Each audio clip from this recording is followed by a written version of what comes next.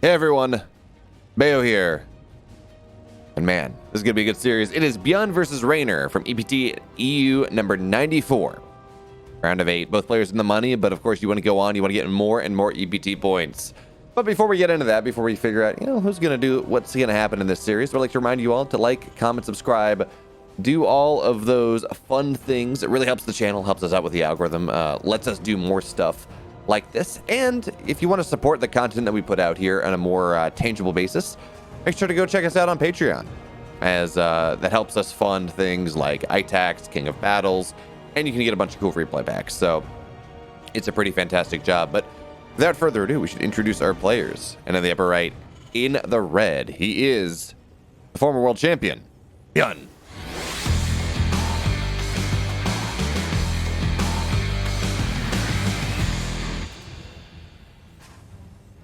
And his opponent in the bottom left in the red, going for an early pool here. He is the reigning world champion, Reynor.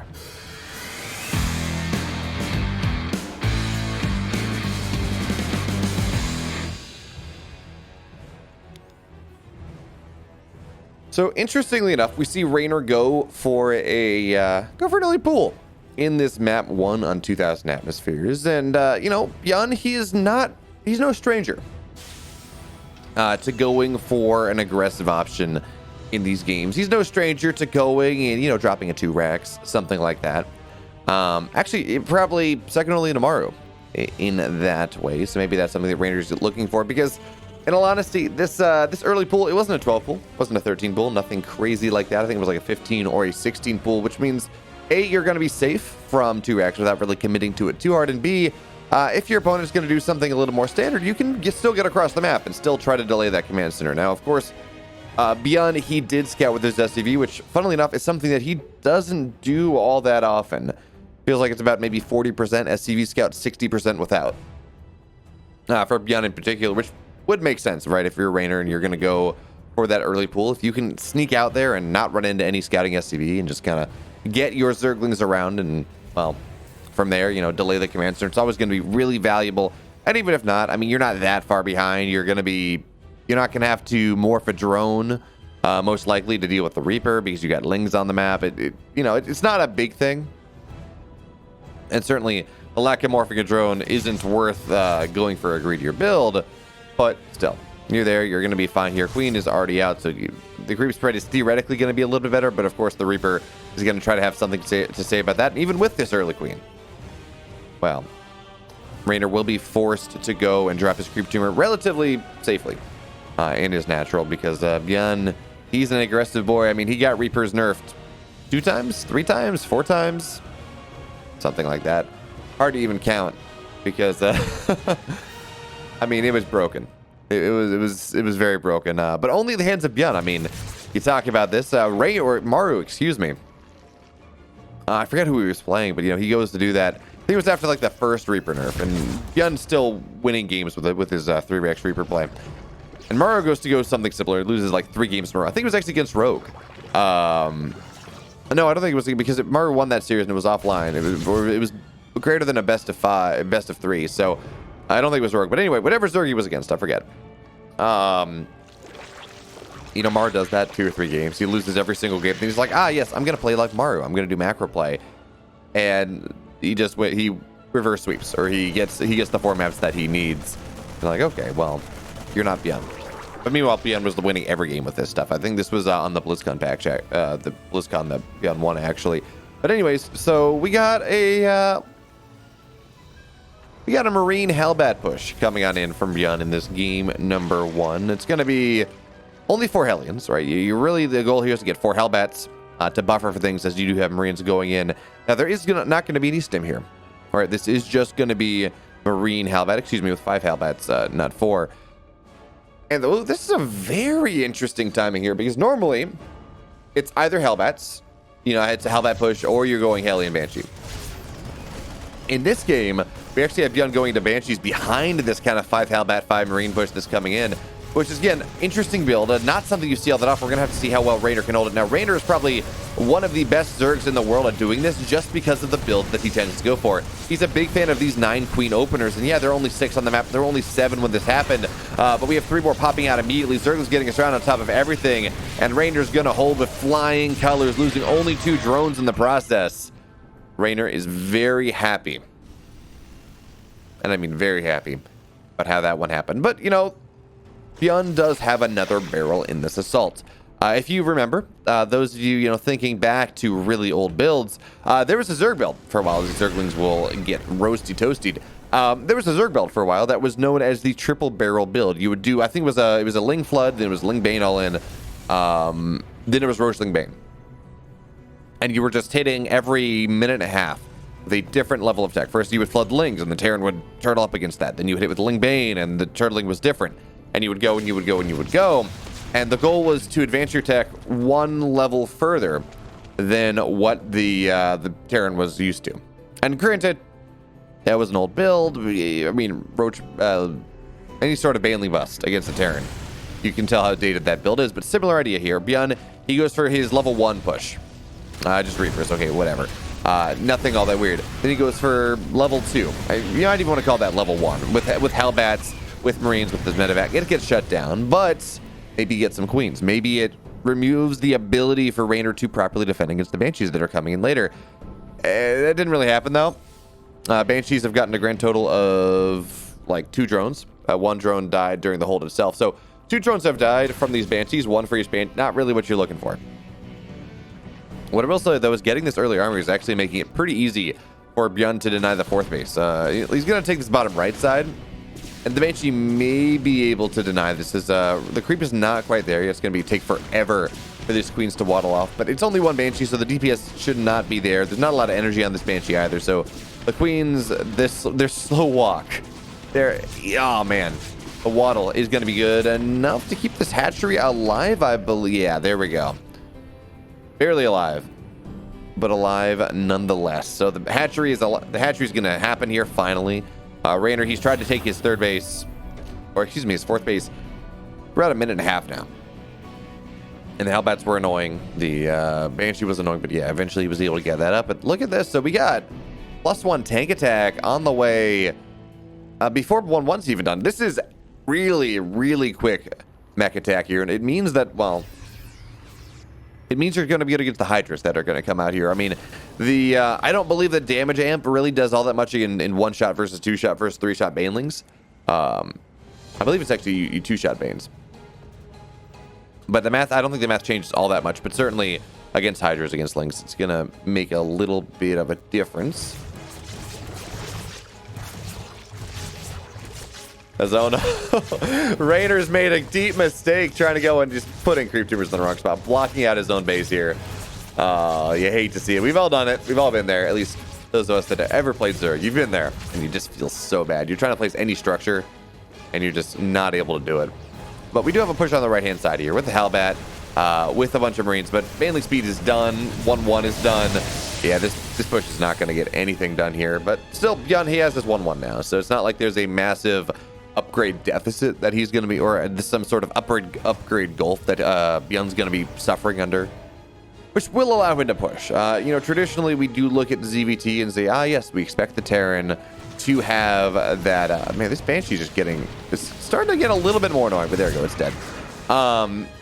Traditionally we do expect the Terran for the most part to be ahead in upgrades. That's how Terrans win games. They hit that 2-2 versus 1-1, 3-3 versus 2-2. Although, in all fairness, in these last mass Ling Bane styles and Ling Bane Hydra, things like that, we have started to see Terran players go, or Zerg players get a lot better getting their upgrades quickly. I mean, this is a Legacy of the Void development more so than or last 3 years of Legacy of the Void development more so than a rather recent thing. But still, Reynor's going to be very happy with this. Notice he is going +2 melee instead of +1 ranged. So he is going to commit on the non-lurker force just a little bit longer. We're going to see a more delayed infestation pit. We're going to see a more delayed hive. And when you go for this +2 melee idea into maybe +1 ranged eventually, you're placing more focus on that mid-game composition. Maybe even maxing out, trying to swell it out, and just killing your opponent. Now, Reynor as a player does not seem to be the type of player that does that all that much. Generally, I see players more like a laser, something like that. Solar maybe go for these kind of 2-2 high drilling Bane max outs as a pseudo, not an all in, but definitely a timing here. As there we go, nice target fire from Byun, but at the end of the day, the rest of Banelings will knock this down. As we do have, there we go, the army moving on forward. Queens as well. These tanks are they're dead. Nice target fire though, getting a lot of those Banelings at the end, and with this creep spread denied, Reynor will stay on creep. And notice there's the infestation. There's the infestation pit coming in. There's the additional tech. But again, this is coming down at 10 minutes, not 8 minutes.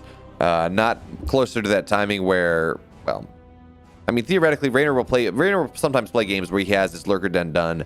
He has his hive halfway done right now, and he's starting to get into lurker tech rather substantially. But that's not this game, as Ling's Bane Hydras are going to roll on in here. It's not maxed out, but it's close enough as Banes roll on in. Third base is going to get forced to lift, and the tank is going to go down. Baneling's trying to get on top of these SCVs. 7 will go down. We're actually going to see the factory get target fired down here, but you got to remember, the army of Reynor doesn't have a lot to it anymore. Yes, there are Hydras, but Hydras are not a fighting force. It looks like actually Reynor's going to lose all of these Hydras here, which is not what you want. The Hydras are the expensive units. You can trade Lings, you can trade Banes all day, but once you start losing this backbone of Hydras that really exists to try to gain value over time, suddenly you're much sadder, Zerg player. You're much sadder indeed. There we go, hive underway.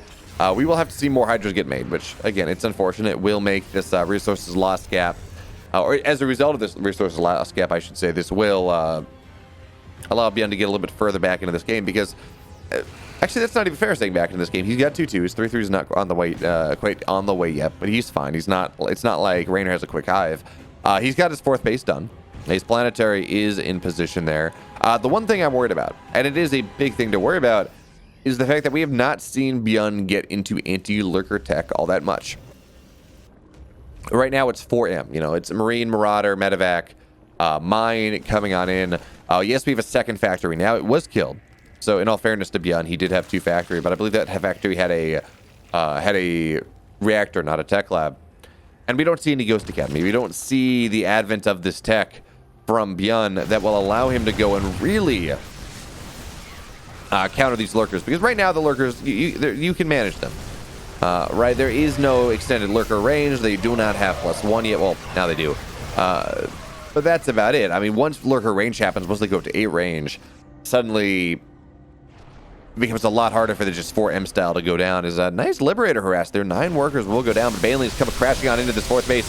4th base is dead. Yeah, Byun's going to look to scan up onto these lurkers, but as long as there's something, you know, Lings, Banes, things like that, to buffer for these lurkers, they're going to be rather effective indeed. Now, again, we do not have any lurker upgrades, not yet. In fact, yeah, Reynor hasn't even started them. He has the money for it, but just the pressure that Byun is trying to put on the map here, all the fights all over the place, are making it very difficult indeed for Byun, or for Reynor, to find the time. But there we go. Now we have seismic spines underway. It should be noted that Reynor did have his 7th base killed, actually, not even canceled. So that's not great. Now, we're at this point in the game where the economy is very good. He actually is able to afford having a base killed like that. But still, 400 minerals, that's, what, it's 8, is it 16 lings? Something like that. I can't do math. Don't do math on the flat lopes. It doesn't really work. But anyway, lings are going to come on in here now. We have +3 armor on the way, but no crack. Nothing yet for these nothing to turn them into cracklings, which will hurt. I mean, effectively, Adrenal Glands is +3 for these lings, and it's a fairly cheap upgrade. So that's what you would expect. But the lurkers are just going to keep paring away. This doesn't look like Byun has actually a scan for this right now, which meant that those lurkers were able to do a lot of damage. But for the first time in a while, he actually is gone, and he's taken a supply lead in this game. He is starting to really put a lot of pressure on Reynor. +2 is not yet done. +3 armor is not yet done. So for now, I mean, Byun has a pretty equivalent fighting force. Wait. Oh, interesting. So we saw Reynor go, and he had seismic spines underway. Then he decided he needed burrow instead, and now he's going to additional range. Considering the way that Reynor's been playing this game, right, which is well, a very defensive game. Or last 3 minutes, like he was aggressive earlier, but considering he really hasn't left creep all that much outside of that one endeavor to break the 4th, I would have expected to see range first. It just makes sense.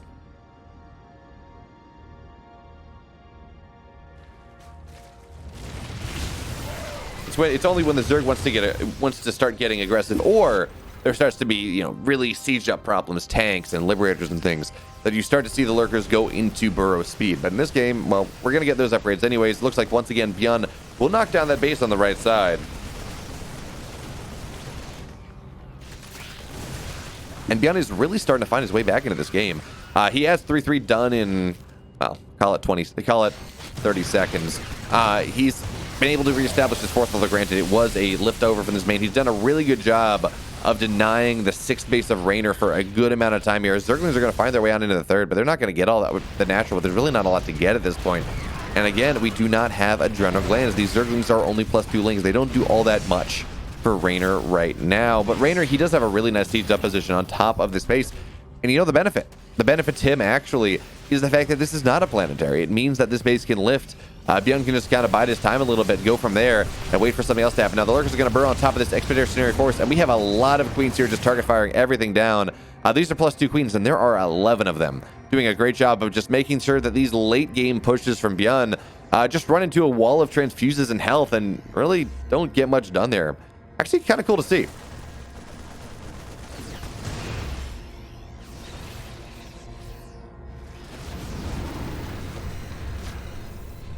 But now Reynor does have his 6th base up and running. Byun's still on 4 as the run bys go, and actually lurkers are going to siege up the rally point. This is where things start to get rather dangerous indeed.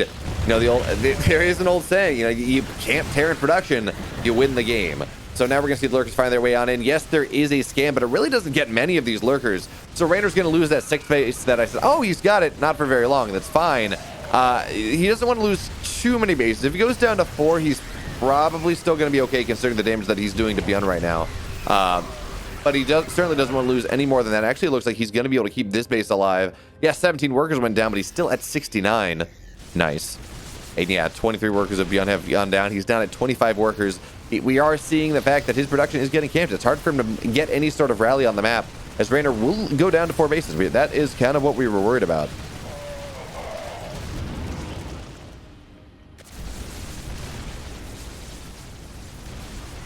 Oh, but still these lurkers finding value. Oh, wait, is the tank target on the... Okay, that was just friendly fire. For a second, it looked like the tank was target fired on the orbital, which is really not what you want. You got to remember, at this stage in the game, there are only 3 orbitals. Yes, there's a 4th command center, but it hasn't been turned into anything yet. But only 3 orbitals, actually only 2 down on the ground right now, which means there's just not a lot of scans. Notice Byun is just kind of trying to split around this lurker. He can't do anything about it until the orbital does land, and folks, it's still burning. Byun on 87 supply now. He did a great job of finding his way back into this game, number 1. I mean, it was not a great position for him. I mean, he went for that push and just got absolutely held. But he killed so many bases of Reynor. Oh, the hold position. The hold position. Reynor, when's he going to open it up? When's he going to open it up here? Not at all. Okay, the army didn't quite get on top of it, so we're not going to see the immediate explosion. Okay. Kind of disappointing. It almost was really, really nice. But here we're going to have a queen concave. We're actually going to have a lurker concave. Not something you see all that often, but there are 20 lurkers on the field. There are more lurkers than almost combined units for the Terran player. 21 total by... Oh, God, that's a red army. GG, Reynor. He takes game number 1. Okay, so now we get into game number 2. Sound curious minded. It's a much smaller map than 2000 Atmospheres is. And I wonder how that's going to turn things. Game 1, we saw Reynor open up with an early pool. And a part of that was 2000 Atmospheres. There are some nice proxy positions. Part of that's Byun, more so than a lot of Terrans, does enjoy opening up proxies on occasion. Well, I wonder if we're going to see Reynor do something similar. Yes, he will. Okay, it's going to be a 16 pool once again. And again, there are 2 reasons that he did this. Or that he does this in general. A, you're worried about proxies. You say, I don't want, please no Proxerino, Mr. Byun. Do not proxy my base. It makes me very sad. But the second one is Byun, he doesn't SCV scout all that often. Probably 40% of the time. Which, if you're a Zerg player and you're willing to make that gamble, well, you're probably going to be pretty happy with things. As notice, we do not have any SCV scout off of the supply depot. We may see it off of the barracks. But certainly, That is going to be a later than average scout ear coming in from Byun, which means while the pools are going to be done, the lings are going to be out. And you want to talk about rush distances? Curious Minds is a much shorter rush map than 2000 Atmospheres can ever hope to be. And I'm sorry. I said this was just going to be, you know, what we saw last game. No, it's not. It's going to be a roach play. 19 roach timing, or 19 drone roach timing coming on in from Reynor in this game number 2. Looking to just punish Byun for, the perceived lack of scouting, although the SCV is going to go on a delayed timing that will absolutely see this roach warren about halfway done, assuming the lings don't ward it away. And B, okay, well, actually, yeah, Byun's not even going to scout on the high ground. He says, yes, delayed natural. Okay. I know that you went pool first. Now, he doesn't know whether this is a roach play. He doesn't know whether this is just a pool first play. Whatever the case may be, but it does mean he's going to have to play a little bit safer. Just on the option. Now, there is always the chance here that Reynor just opened up pool first because he was afraid of what Byun would do. And therefore, if he just plays kind of defensively out of that, Byun's going to take an advantage. But still, Byun can't play under that assumption when the 19 drone, or really 18 drone right now, but the 19 drone roach ravager timing is a thing when you can do all sorts of early pool shenanigans. Granted, Ling main busts aren't all that great. However, Byun will scout this. Reynor's like the one player that still does it against Terran. I've seen him win a couple games with it, which is just really odd. Because, you know, bunkers and walls, and Terrans have just really figured out how to solve it. And especially considering the fact that we start with 12 workers now. Is it even fair to say to start with 12 workers now? I mean, that has been the case for what was it, the last 6 years. But considering the 12 worker start, main busts don't really work because the Terran is going to be too developed in their tech to really defend it properly. But anyway, we have the roaches, we have the ravager, the single ravager, excuse me, trying to find their way up on the high ground. Now, we don't have a lot of high ground vision yet. The Overlord is only just now finding its way on in, but we should get into 2-3 ravagers. The natural will not be delayed, unfortunate here for Reynor, but he will be able to knock down a supply depot at the very least. I don't think he's going to get some of the stuff on the wall, but that's about it. He doesn't break the high ground. Not really. At least he shouldn't. Yeah, no, especially not with the Cyclone out, when maybe even a second Cyclone. Cyclone should be able to knock down this Overlord very quickly indeed. Once there's no high ground vision, this push is done. There we go. Overlord is dead. Natural is going to try to be taken. That's a little bit ballsy there, Byun, but I mean, what are you really going to do? There's just not enough damage in this army to really prevent the Natural from doing much. So yeah, Byun's going to put it down there. It's going to be vision at this point, as he just lifts it, lowers it, lifts it, and lowers it. But as we get more and more Marines here, as we get a tank out, as we get Cyclones, yeah, this rush is done, and Reynor did not get enough. Not in any way, shape, or form did he get enough to justify this. Yeah, he's got a third base underway now. It's late. He got what? 2 supply depots? Yeah, 2 supply depots for just committing that hard to it. Now, you got to do more than that. You got to deny mining for a lot longer. You got to hopefully get some SCVs, maybe deny some production. Getting 2 supply depots, not the calculus that Reynor was looking for in this game whatsoever. But just because he didn't get enough doesn't mean the game's over. I mean, how many times did that game 1 swing back and forth before Reynor was able to finally make the trades that he was looking for to make the game happen? Now, the Cyclone will be found out here, and a nice pickup there from Byun just to make sure that it does not go down.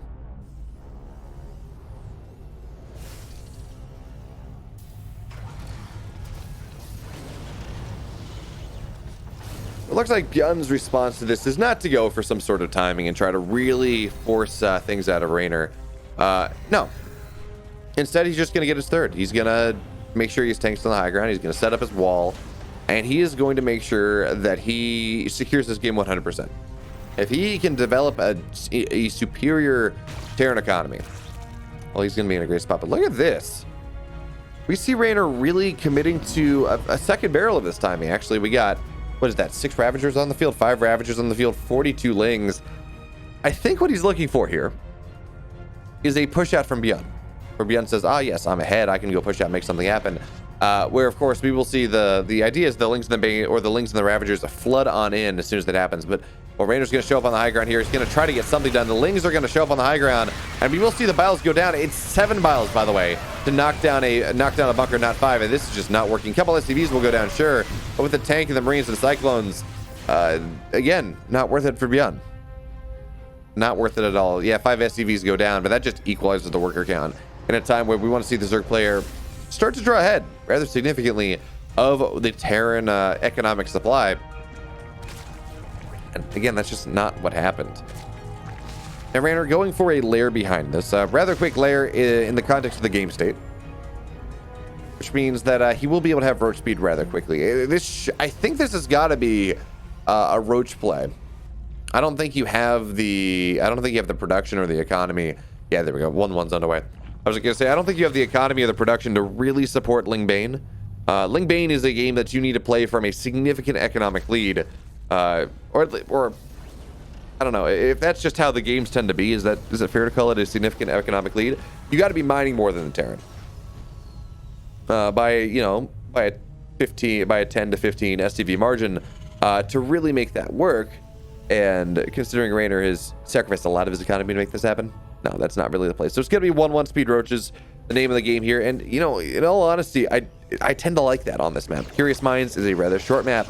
It's a rather wide open map, so it does mean that you can kind of go hit the Terran with just this massive Roche Max and try to sweep their third away, and suddenly you're in a good spot regardless. That being said, it's 7:40, and sometimes we see one Roche Max is hitting in the next 30 seconds, certainly within the next minute. Reynor is not going to be anywhere close to max out in that minute. He's probably going to be 150, 160, which is something. Right, that is somewhere where you can be, but really, by that point, well, he's probably going to be actually 170, but the Terran player is going to be at 140, right? We're going to start to see the Terran pretty quickly get up to that point where roaches are just not all that scary anymore. When you get to like 150 plus supply, when the Terran has 1-1, actually he's going to have 1-1 before Reynor will, it's a lot harder to make these roach pushes happening, especially considering Byun's doing that thing where he's active with 2 armies on the map here, which means it's going to be much, much harder for Reynor to ever actually get active, because the minute that happens, you're going to have a double drop in the main, double drop in the natural, your economy gets shattered, and it's like, okay, well, great. I got to go kill the Terran, and I'm not going to kill him because of the tank positioning. Doesn't feel great at all. But instead, we're going to see Reynor go for really taking a page out of Dark's book in this game, where you go and you say, okay, well, okay, Dark, okay, Terran player, I'm gonna get 1-1 roaches, but I'm going to go immediately into an infestation pit, immediately into a hive, get my lurker done, just get really heavily upgraded lurkers. And it seems weird because it's effectively kind of this evolution of Roach Hydra, and Roach Hydra has not been a thing for forever. Kyun does not play this game anymore, at least not at a professional level. But when you get those +2 lurkers, +2 lurkers against +2 bio, I mean, lurkers without upgrades are terrifying. We saw that in the last game. We see that in most ZVTs at this point. +2 lurkers are just enormous. And yes, you have less anti-air, you have less of an ability to respond to drops in a kind of Roach Ravager, Roach Hydra style, which can be scary, absolutely, against what the type of Terran that Byun is. But you want to talk about the one unit that is the best at in the Zerg arsenal, just holding space. It's certainly not Broodlords. It very much is lurkers. As Reynor now just trying to hold at least the watchtower that is close enough to where his base is. But yeah, there's too much. This quad drop, this 4 medevacs of stuff is just going to be a little bit too much to ward that off for now. But now we are starting to see Hydras on the field, and 2-2 just about done as well. So Reynor, despite the way that this game started, where he really, really did not get what he was looking for, well, he's finding his way into it now. He's got his lurker den just about done. His hive is done. 2 Vipers on the field, and you want to talk about invalidating tanks. I mean, my goodness, Vipers do that in spades. And now 2-2 Vipers, Seismic Spines. Reynor's still going to have to play a defensive game for quite a while here. And again, that's why we see Seismic Spines, but I love the counterattack idea. He's got a lurker, or excuse me, he's got a Nidus coming down behind this as well. This is not something you see all that often, although, you pop 2-3 lurkers into a Nidus, into a mineral line, and that's a big problem for the Terran. You put it on top of production, same thing. And I think what Reynor's starting to realize is, yes, he's got his timing, but it's not here yet. We don't have any lurkers on the field just yet. Seismic Spines is only about halfway done. Certainly no burrow range as well. I'm sorry, we do have lurkers on the field. I didn't see this morphing. But the point being is he's going to feel like he needs some way of distracting the Terran, of forcing him back. And, you know, if this is a Protoss player, he'd have a Warp Prism in Byun's made base and warping in 10 Zealous. But he can't do that, so he's got to put a Nidus in. As we will see, oh, you got to be very careful. Vipers, Byun doing a great job of zoning these Vipers out. Now, Reynor is maxed out. That's what you got to remember. And the tank will go down immediately. But we do not have quick burgess yet. Actually, the Lurker Den is going to get found out here. The Bio Army of Byun, well, it cannot be dealt with because the tanks here are just doing such a great job of zoning the rest of the army of Reynor away from things. And yeah, he's got Lurkers, but he doesn't have burrow speed yet. It looks like, I'm surprised we don't see Reynor going for the abduct here because the Bio is not really, buffering for this army right now. But there we go. We should see some abducts on these tanks right off screen because we're going to see this base go down. And so we have Reynor. He's technically on 4 bases, but only, you know, notionally on 4 bases. The 4th base that is on the right side, not really mining just yet. So it's effectively a 3-base circuit against a 4-base Terran. We are starting to see some of the abducts now from Reynor. Finally, but Reynor's going to lose a lot of these drones here. He pulled them off to the wrong side. Not that there really is a right side at this point. So 17, 18, 19 workers will go down.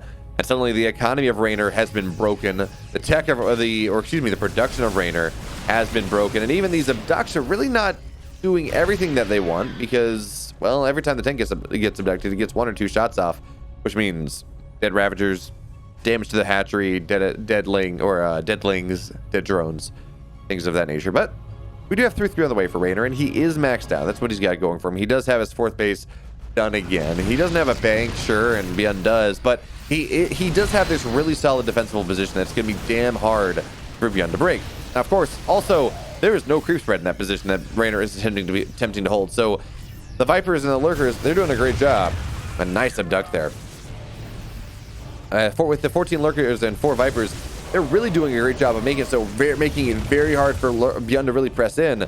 But hard to press in is not game winning. It's just not game losing it. Actually, we're going to see another base go down. Oh, there we go. So abducts here, Blinding Clouds on top of all of these tanks. Actually means the base is going to get saved here. Base will stay alive. And that last of the tanks going down as well. Nice hold here from Reynor. Did not expect that one to work as it did, but looks like he's going to be okay with things at the end of the day. 3-3 timed out for both players.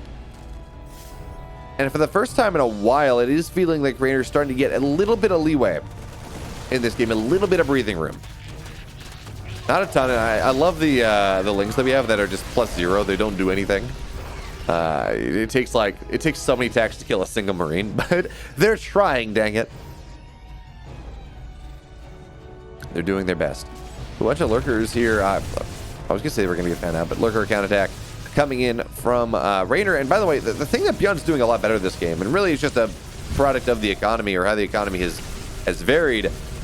We see Byun in this game, he actually has Ghost out on the field. He's building those units that he actually can use to his opponent. But now we have Reynor looking for the break here. Nice Blinding Clouds on top of all of these tanks. Means that, yeah, the tanks aren't there anymore. The Lurkers are finding their way on in. A lot of scans were just used trying to pick off those Lurkers on the run by. So yes, we will see snipes on some units here, but well, actually a lot of units. But the Lurkers spread out pretty well. It takes a lot of scans to knock these down. But there we go. We're seeing the Ghosts finally start to get these snipes off. And it looks like Reynor is going to get broken in this push. And as many, I mean, this was like, what, almost 2,000 resources, 2,000 minerals worth of scans, maybe even more so. But there are enough command centers. Byun is going to be okay with that. And Reynor really taking a terrible trade right there. 4,000 resources lost, worse. And that was just a lot for a little. In the trade that Reynor just took, although he did get 13 SCVs, so he will kind of tamp down on his opponent's economy just a little bit. Even as Byun is going for 5 bases, that planetary will complete. And again, we have these Ling run-bys, but folks, these Ling run-bys are not effective. I feel like the presence of the Zerglings in this game are just meant to panic the Terran instead of actually doing anything. Again, it's +0 Lings versus +3 armor. They don't kill much.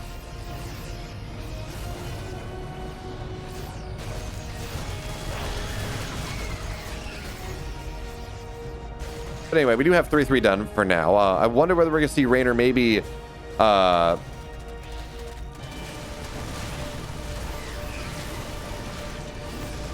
maybe transition into maybe some melee upgrades, or just, you know, get Adrenal, get +1. So at least they're, you know, +3 equivalent lings. At least they can fight something. But anyway, yeah, we will see the ghost show up here. That is a lot of ghosts here that Byun has. I mean, he hasn't lost any. He's lost 3 ghosts in this game. He's on 15. At this point, it kind of gets that scary thing where it's very, very difficult for the Zerg player to take a fight, because every time they engage, well, it's going to be a ton of ghosts that just get sniped down and everything. And yeah, you can cancel a couple, but you're not going to cancel all of them before the tech of your army gets sniped down. Not without a really good engagement, not without, say, Banelings to maybe buffer to force them to micro, just get that splash damage. I mean, yeah, Banelings are not necessarily good against ghosts, because, well, ghosts are not light units, but what they do is they force the ghosts to micro, even if ghosts cloak themselves. And I don't... Okay, actually, there is personal cloaking in this game. They can force there. They can force annoying fights. So from that perspective, even if they're not necessarily great, you do want them in an engagement like this. Nice around here from Reynor, actually taking the best fight he possibly could, even if the links do go down. But there's far more for that army where that came from. We see Hydras getting sniped down, Lurkers, Vipers, Observers, everything that Byun it was within range to snipe down, he's getting. And now, again, it's a 40 supply lead. And really, that's all in army here. Really, that's all in the ghosts. 17 ghosts still remain. I think a couple more have died at this point. But still, the ghost count is really what Reynor is worried about. It means his Viper's not going to be nearly as effective. And we will start to see, see Baneling Nest come down now. We'll see +1 melee. But again, +1 melee, Banelings, they're going to be a little too late. And there we go. Yeah, Byun. He takes game 2. And folks, in the round of 8, we're going to game 3. Okay, now we find our way into game number 3 in the round of 8. Both players, that you kind of expect to go to the semis, go to the finals, take the cup if they want. And unfortunately, one of them's got to go home at this point. So we get into game number 3. It is on Glittering Ashes, a map that can conceivably be called the new Romanticide. It's certainly massive. It's got quote-unquote 9 bases aside. I'll make the argument that it's got 8 bases and then 1 base on either side that it's very hard for anyone to take. But still, it's a big map. It has a somewhat free 3-base setup, somewhat free 4-base setup.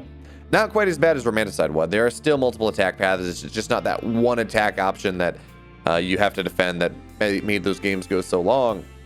Still, it is a much bigger map, much more of a macro map. And once again, we do see Reynor opening up with that pool first idea. 16 pool. Game 1, we saw him just get a couple lings, you know, do the standard thing, except that he's playing from a minor, and I mean a minor deficit. Game 2, it was the Roach Ravager timing. It got nothing done. That got absolutely nothing done. So we're going to have to see what he goes for in this third and final game. And yeah, it's going to be Roach timing once again. Okay. I guess the idea goes that, you know, it didn't work once. Maybe Byun is going to respect it less this time around. That being said, Byun, he's open with an SCV scout. We said that Byun doesn't SCV scout all that much, probably about 40% of the time. Well, he's bucking that trend in this series, going for that 140 timing every single game. And that does mean he will see that there are Zerglings on the map. But I don't think he's not going to see the hatchery timing in this game, which is unfortunate for him. And, well, he will see the Roach Warren, or he will see the Roach at the very least, because this is a Reaper expand. So even as the SCV is forced back, there's going to be Reaper across the map rather soon, and that's going to be fun. Actually, Byun's misread this. Byun has absolutely misread this. Notice, did he got a Reaper, right? Yeah. Now notice he's not sending this Reaper across the map. He thinks this is a link flood. He thinks this is say a 12 pool. Or, you know, you get 16 pool, but you get 10 lings, and you run across the map, and you try to delay a natural, which means that he's not going to see these roaches until they're, well, heading out, certainly, as the Reaper's finding its way over the map now. And there we go. Bunker's on the way anyways. So Reaper will see the roaches. Bunker's getting started. Reynor shouldn't be able to get too much done with this, but it is only 3. Sorry. Okay, it's giving me 5 once again. Never mind. So we're going to have to see how much damage Reynor can get done with this. Now, there's a little bit more room for the Overlord to try to get high ground vision in this base than there is on Curious Minds. But the natural is done. Actually, it's going to even be turned into an orbital, which is going to be nice. So Reynor or Byun will be able to lift his way on in the high ground and just start dropping mules there, or even just drop the mule now and not even bother with it. Because realistically, Reynor, he's not going to touch this base.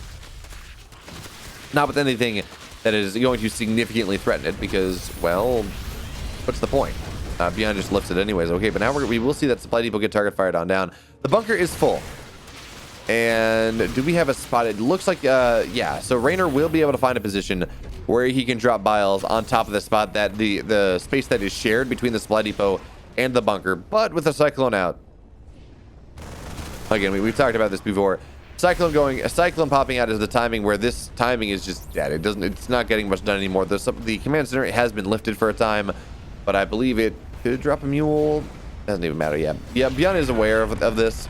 He's aware of just how good of a spot he's in. And once again, he will. Actually, he's going to establish the bunker. He's going to be able to force Byun out, force Reynor out. Now, granted, you gotta wait for that second Cyclone to really be able to force things out. And actually, the lock on the Ling is going to be unfortunate, but even still, Byun, he just has enough. The Roaches starting to go on down. The Ravagers are going to be soon to follow. Yeah, Reynor's losing everything that he has in this game. And now the world is Byun's oyster. Yes, his natural was delayed until about, or delayed for mining. It was done, but delayed for mining until about 440. But let's look at the, we're going to have to show it in about 10 seconds, but let's look at the income jump in Byun's favor once he lands that base. Hasn't even fully updated yet. We'll check that a little bit later, because certainly you drop 3 mules. Suddenly Byun is going to be pretty happy financially. Yeah, there we go. So where does Reynor go this game? Last game we saw him just go immediately into 1-1 Roach. It didn't work. It was for the Dark build, which I think is really cool. I think that's underutilized. Or the Dark idea, more so than the Dark build. But in this game, we actually are seeing Byun get really active on the map with this double Cyclone, with these 6 Marines, because realistically, there's not a lot on the map that can contest this for a while. It's going to force a lot of Lings out of Reynor, which Reynor doesn't want to spend. I mean, he wants to be droning. But here's the thing. We got a Ling run by finding its way on into the natural. There is not a wall. Not yet. Third base is going to be delayed if that's what Reynor wants. The tank's going to go down. We're going to see Marines go down. Meanwhile, Queen's target firing down the medevac, which means, well, there's not going to be a whole lot there. That being said, the other thing you got to worry about is the fact that there's a Banshee and not a lot of Queens in the map. We do have 2 more Queens underway here. All the SCVs in the natural for Byun are going down. He lost the tank. Lings shouldn't be able to break their way into the high ground, but that's fine. SCVs are starting to go down in the natural as well. Natural will be forced to lift, and more Lings find their way on in. What's the Banshee doing on the other side of the map? Really not all that much. Now, we don't have any detection here, so the Banshee's kind of found a sweet spot where it can go and shell away, but 2 drones for 18. The third base getting canceled for Byun losing a tank. Reynor is very happy about that. And look at, oh, he's going for an all-in. This is so cool. I wasn't sure if that was happening when I saw the single eBay, but he's got Carapace in this game. It's not melee. So sometimes... Oh, wait, I'm sorry. Never mind. I'm confusing my matchups. But even still, sometimes you will see +1 melee off of a single eBay as ZBT, but that's the all-in. I apologize. This is the one of, oh, well, this is a low eco game. I want to make sure I don't die to the Terran. So I'm going to get +1 armor. Means my Banelings are going to be able to make better connections. And then, well, we go from there. Now, there is somewhat of an option that this is an all-in, right? Your Roaches and Lings and Banes and all that all benefit equally from +1 armor. But I really don't think so. This is just, it looks like we're just shaping up for what's just going to be a kind of a Ling Bane style coming from Reynor into this game, in this decider match. That being said, there's no Baneling nest. Not yet.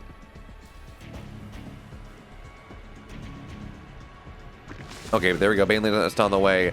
Second Evo as well, so yeah. It's the standard idea.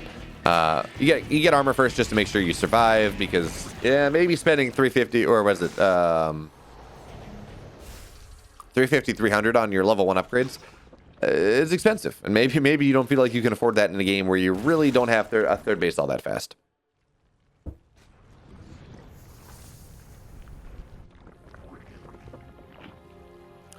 There we go. 1-2 underway now. And actually, 1-2 is going to be done right around the time that 1-1 is done for Byun. So Reynor's just going to have a consistent upgrade lead for really a good long time in this game.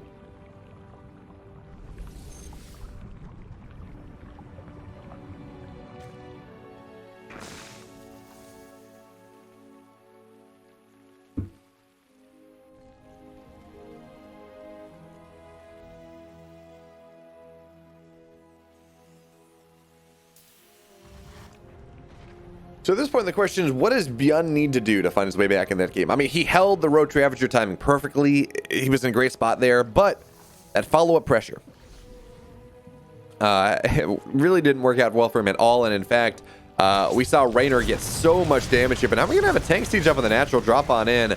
And when that tank siege is up, it's going to be a problem indeed, but Lings are going to be able to get on top of things, on top of the tank as well. And again, this +1 armor means that these Lings are not dying anytime soon. So it's going to get cleaned up rather easily. It was scary for a second, but Reynor, he knows it's not October anymore. He is not spooked. Actually, was 94 in October? No. 94 was the first week of November. Okay. Also, what I'd love to see here, this is not, we see Reynor going for a style that we don't see all that often, which is, of course, Mutiling Bane. I love it. Mutiling Bane is just such an exciting style. It's so fragile and therefore so dynamic. But you know what? If you're playing a game where you're massively ahead of your opponent's economy, and you can get 10 mutas and just really evaporate, remove any semblance of an economy from your opponent once again, I mean, that's going to be great. Ling's Banes are going to roll on in. Baneley speed is done now. But there's enough of an army here from Byun that Reynor's really probably not going to do too much. Oh, well, he's rolling in anyways, but there's a tank on the high ground, so no big deal there. Of course, it takes one tank shot to kill a +1 to kill a +1 armored baneling. So certainly not going to have much happen there. Is now Bio's going to try to stim on it. This is the drop from earlier, but one of those medevacs did go down, I believe. So a little bit less effective. Second medevac goes down. Yeah, 3 drones died, but nice connections here from Reynor. This is what he was looking for. That expeditionary force on the map is getting taken down. And actually, Reynor, if he's on top of it, he's going to make it almost impossible for Byun to go and drop every unit out of there. But no, Reynor's not going to try to bust through. Not just yet. Maybe with the muta play. Actually, if he can put mutas in the main, force half the army to respawn and then just roll into the natural, he's going to be in a terrifyingly good spot. He may not even opt to go for +2 melee, just really all in his opponent, because we're starting to get to the point where I mean, Reynor is very far. Yeah, he's just gonna see the mutas. He says, "Yep, GG, Reynor. I don't have anything to do with these mutas. I'm dead." And yeah, there we go. Reynor, he takes game 3, he takes the series, he moves on to the semifinals. And really great series there between Byun and Reynor. Now, of course, if you like what we do, if you like what I do personally, follow me on Twitch, twitch.tv/BamWolf. I try to do all the EPT cups, but certainly I'm going to be doing EU and NA every Monday. That's not, surrounded by holidays. But other than that, again, reminder, subscribe, like, comment to this channel. It really helps us out, especially comments, actually. And stay safe out there, folks. We'll catch you next time. Love you all.